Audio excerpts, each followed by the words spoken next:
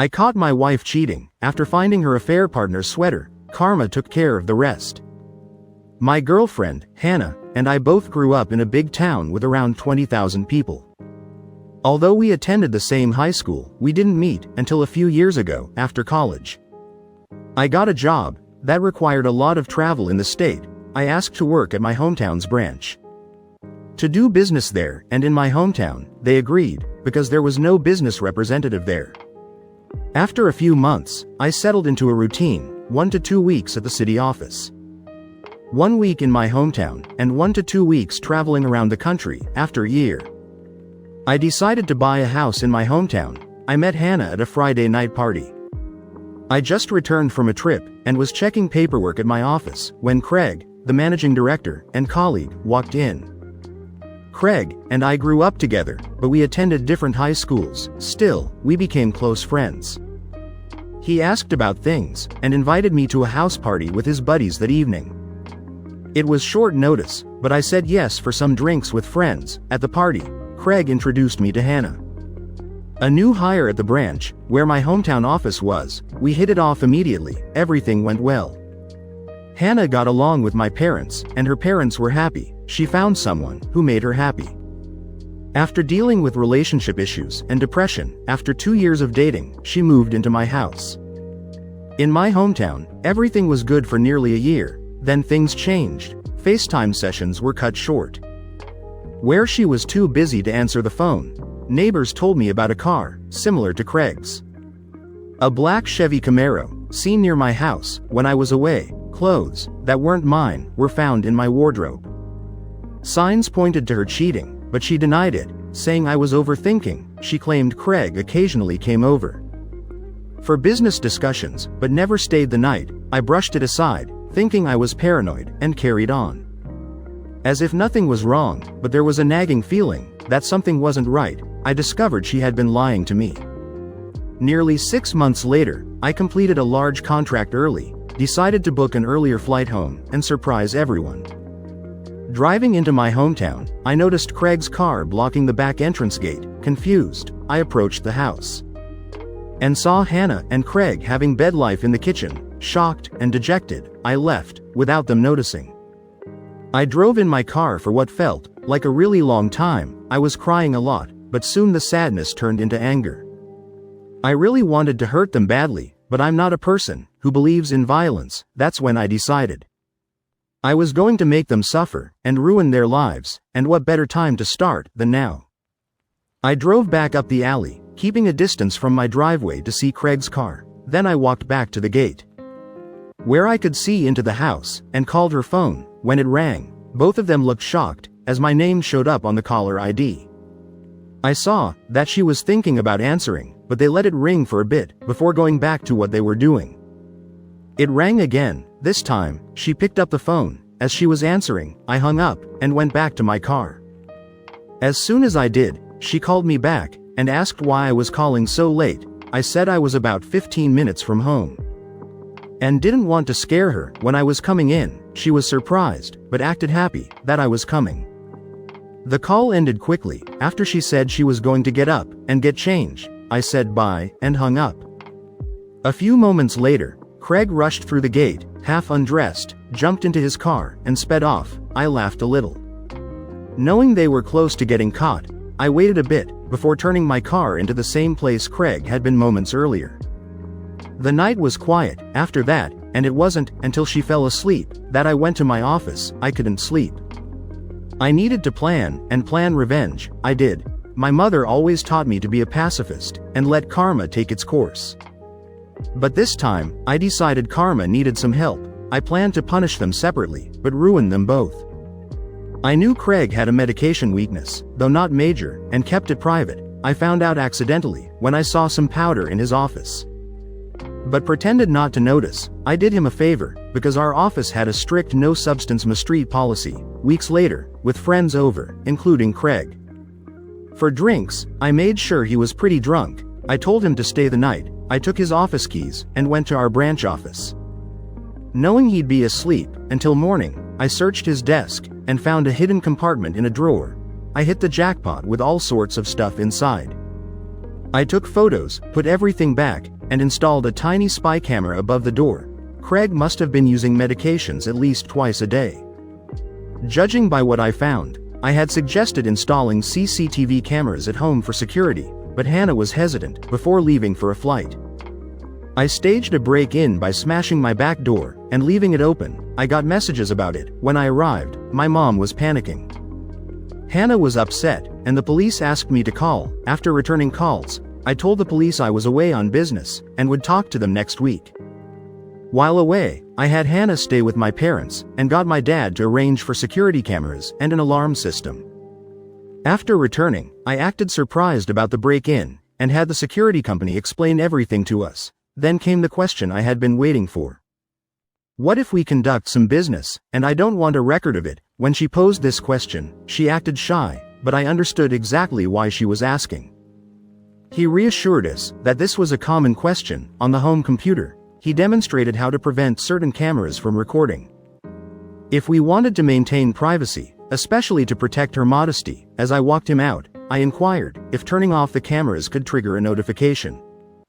As a security precaution, he came back in, guided me through setting up email notifications, and left shortly after. Additionally, after Hannah finished grocery shopping, I strategically placed spy button cameras throughout the house. It was fantastic. All I needed to do was wait. At this juncture, I sought assistance from legal advice groups on Reddit.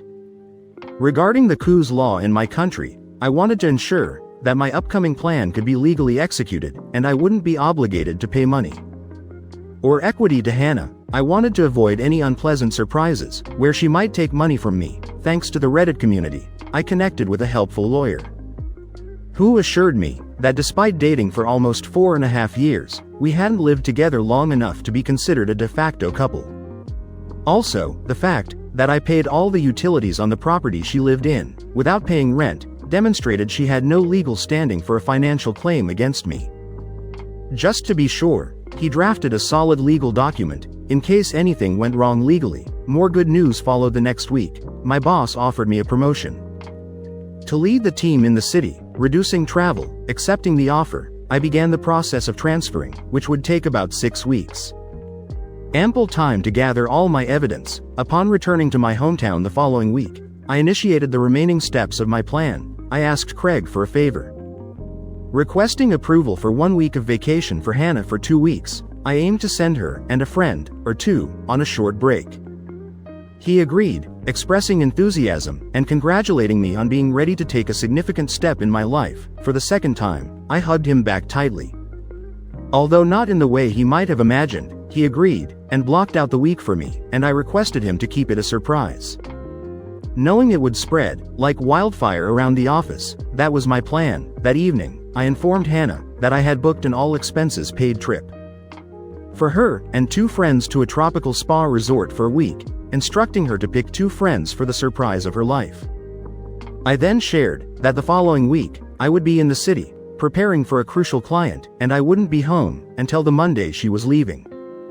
This seemed to disappoint her a bit, but I assured her it would be worth it when she returned. What I failed to disclose was my decision to take a 2-week vacation on the other side of the country, mentally preparing myself for the challenges that would arise the moment she stepped foot on the plane, all while enjoying my first taste of freedom.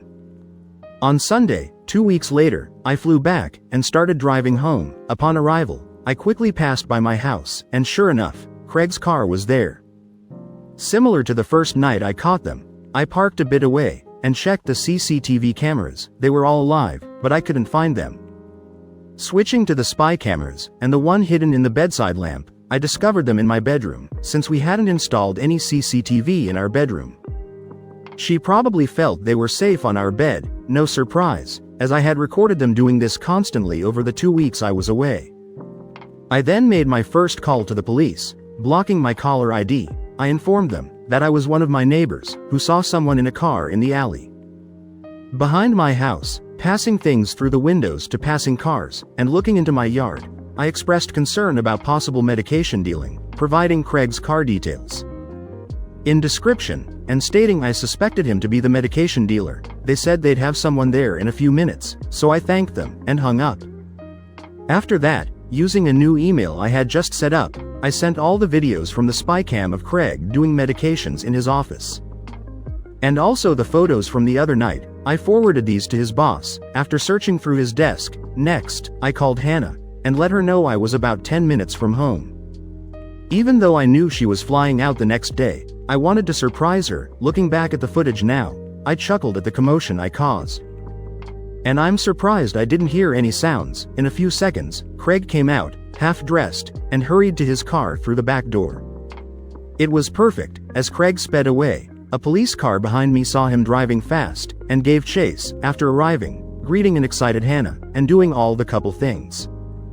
She fell asleep again. On the contrary, I couldn't sleep at all. The next day, she and her friends left in a car. Once they were gone, I had to wait a few hours. But then I started executing my plan. I called my friend, a removalist, and apologized for the late notice, but I needed my place packed, and moved on Friday. After agreeing on a time, I told him he would need to take certain boxes to a storage facility, which he said wasn't an issue. Then I began packing Hannah's belongings. Later that day, the police called for me to identify if I knew Craig, and if I suspected him of any suspicious activities or medication use. Our town took a stance on medication law enforcement. I pretended shock and replied no. Turns out, they had apprehended the suspect from the previous night. With a lot of hard and illegal medications in his vehicle, I grinned, happy that my plan for Craig had come to fruition. By this point, the town was buzzing with news. Events in my hometown don't stay secret for long. Craig was disgraced and promptly fired for medication possession. That night, I went to my parents' house and told them and Hannah's parents what had happened, leaving out certain details and that I was moving back to the city after being promoted, but Hannah wouldn't be a part of it. They were initially upset that I hadn't kept them informed, but were glad I was handling everything maturely, and hadn't stooped to their level, though they didn't agree with ghosting Hannah.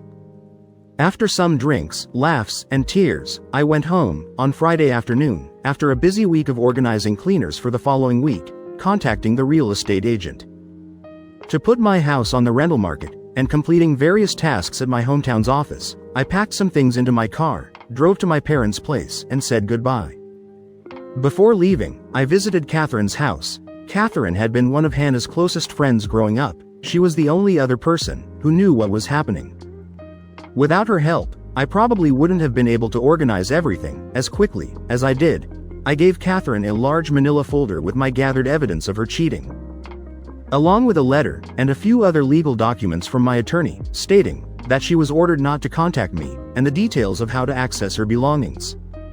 Located at the storage unit I had rented out, after a quick goodbye, I left and drove back to the city. On Sunday, I woke up to several missed calls, voicemails, and text messages. Turns out, Hannah had come home early after being alerted to something being afoot in town, only to find an empty house. Enough for a rent sign out front. Panicking, she went to my parents, who closed the door on her the moment they answered, forcing her to call everyone. Until she managed to somehow be contacted by Catherine, and told that she had a package for her. I heard she didn't handle it well, and I knew this for sure, because I got lots of angry texts and voicemails accusing me of framing Craig and being deceitful. I was worried she might come to my front door, but nothing happened. Now, 6 weeks after leaving and getting promoted, I'm content and settled. Second story, I'm a 37-year-old guy, and my wife is 31. A few years back, everything seemed fine, and I thought we were a happy, typical suburban couple, despite being together for a long time. Our marriage was solid. We had an open relationship, without any major problems, were financially stable, had a good bed life, and we genuinely loved and respected each other. We have 2 kids, a 16-year-old girl and a 9-year-old boy. I believed we had a decent social life. But we hit a rough patch that many married couples go through. Both of us were working long hours and not spending enough time together, which affected our relationship. Also, she started spending more time on her phone, texting her girlfriends. I didn't think much of it until she became overly protective of her phone and started acting distant towards the kids and me. These were warning signs that bothered me. So I tried harder to be emotionally present, help with household chores, and spend quality time with her. Despite my efforts, the emotional gap between us widened over a few weeks, and she seemed more distant. I discovered the affair on our son's 8th birthday, a night with family, friends, and colleagues. While taking a photo of her, my son, friends, and her parents, a text message appeared on her phone, saying, "I love you very much, baby, I miss you." My mind raced, as I smiled for the photo. The number wasn't saved, and I realized the affair had been ongoing for a long time.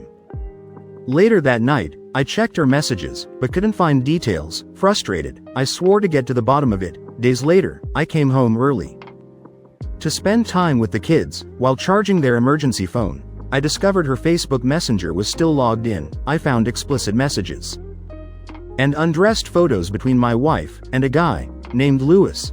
The messages revealed she didn't love me anymore, criticized our closeness, and planned to leave me for him. It was painful, spanning 2 years. Overwhelmed, I took screenshots and decided to confront her. When she returned, a message came in from Craphead asking if they were still down for the weekend. She replied, "Yeah, honey." The next day, Craphead went on to remind her of the name of the hotel and room number he'd be staying at. Such an idiot. It was music to my ears. I decided to confront her there and humiliate them both. I knew where they would be and what room they'd be staying in. All I needed to do was stage the perfect surprise. I was worried about my kids and the new life that was about to come. She came home from the supermarket. I could hardly look her in the eye, and I didn't want to give myself away. So I went out. I consulted a lawyer, got my options, had a few drinks, and started laying out my plan. Sure as hell, the next day, the wife is buttering me up. She says she wants to take a spa weekend with the girls to relax, and when she returns, she wants us to go on vacation, reconnect with ourselves, and focus on our marriage. I go with it all the way. I tell her, for sure, of course, it's the most incredible idea you've ever had, and I'll do anything to get us back on track. I talked to my lawyer and asked him to create a strong agreement for our separation, specifying when she should move out, the visitation schedule for weekends, and no child support until the divorce is final. She had no idea this was coming.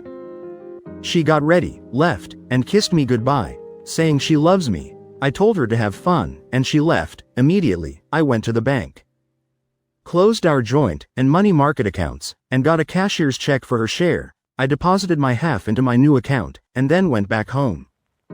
In my office, I printed about 35 pages of Facebook screenshots, killing time, because I wanted her and her new partner to get comfortable before I arrived. I also called her parents, inviting them to a surprise. They were worried at first, and wanted to know what the surprise was, but I calmed them down and convinced them to come. I managed to contact Lewis' wife through Facebook. She wasn't that hard to find. I tried calling, but there was no answer. So I drove to her address and explained what was going on. She initially broke down, but agreed to come. We reached the hotel around 12:30. Finding her parents already there, we went straight up to their room. Her parents were confused, asking where my wife was and who Lewis' wife was. I calmed them down, and we went to the room. I knocked, claiming to be the hotel manager, and asked to speak with Lewis. He came out in just a towel. I can't forget the look on his face. He went white, tried to talk, but his wife struck him, and walked off. He went after her. Then my wife called from inside. I went in with her parents to find my wife in just a towel. She turned white, started to cry, and her mother joined in. I guess she's supposed to be her parents' golden child. She started saying things, claiming it's not what it seemed, etc. I told her I'm not here to argue. I handed her the divorce papers and the printed out texts, saying I would email them to everyone we knew and give them to our daughters, so she would see the truth about her mother. She broke down, worried about her professional and parental image. I gave her a check for half of the money market account and told her I withdrew my half from all the other joint accounts. It was enough for her to find a place. She started crying more. Her parents were silent, and in tears, they went to stand in the lobby. I could almost see the different thoughts and waves of emotions going through her. She asked why I would do this to her, but we both knew she brought it on herself.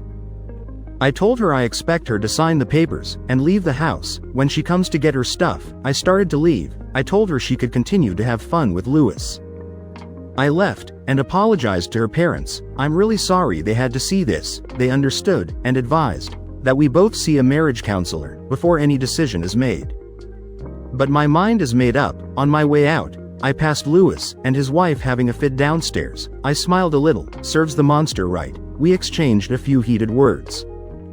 He asked if I'm happy, and I screamed, yes. I got in my car. I started to cry, but I managed to pull myself together enough to drive off. I have no idea what my wife did that evening or over the weekend, but she repeatedly texted and called me, asking to talk. I turned off my phone. On Monday, she came to the house to talk to the kids.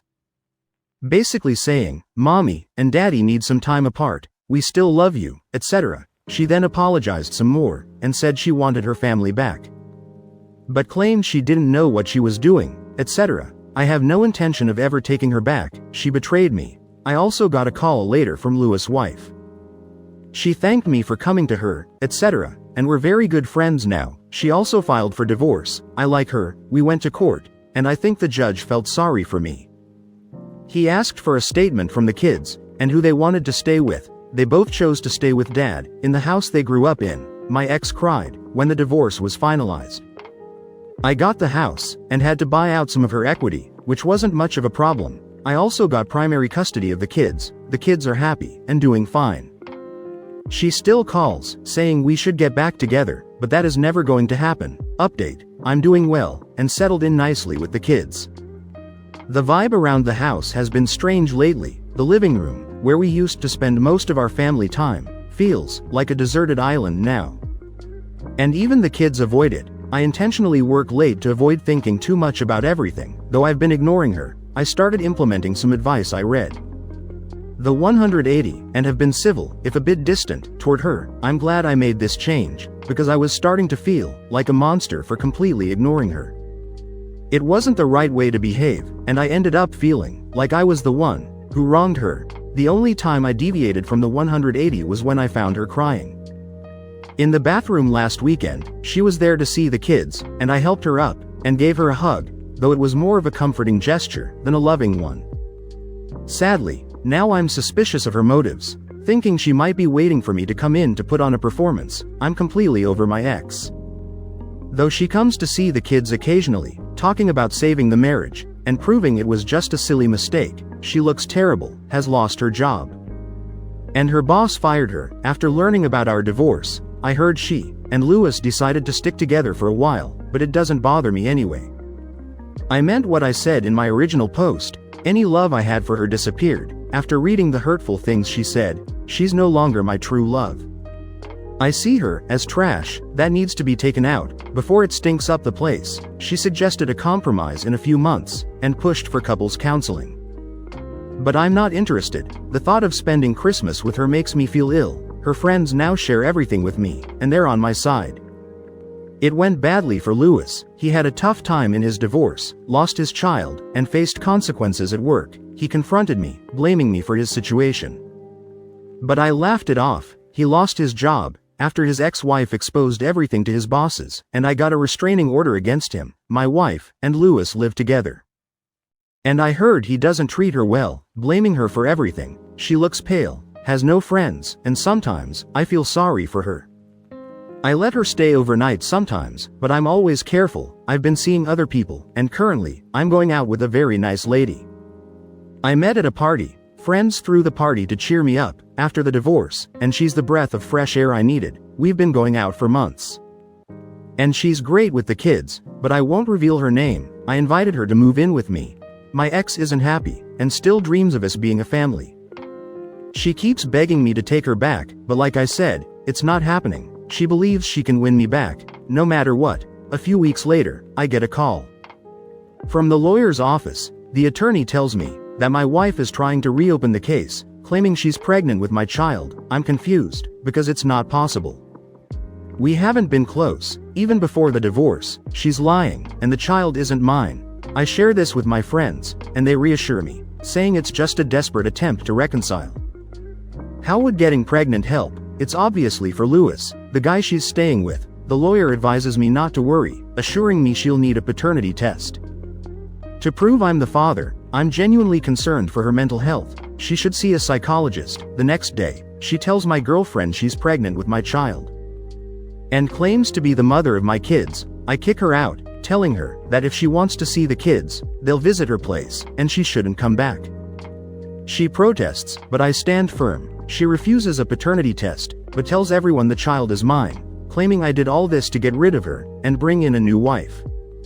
After a few weeks, Louis' wife contacts me and says they're getting back together. She mentions that he suffered enough and will be moving in with her soon. I inform her about my ex and their supposed baby, and she says they'll figure it out.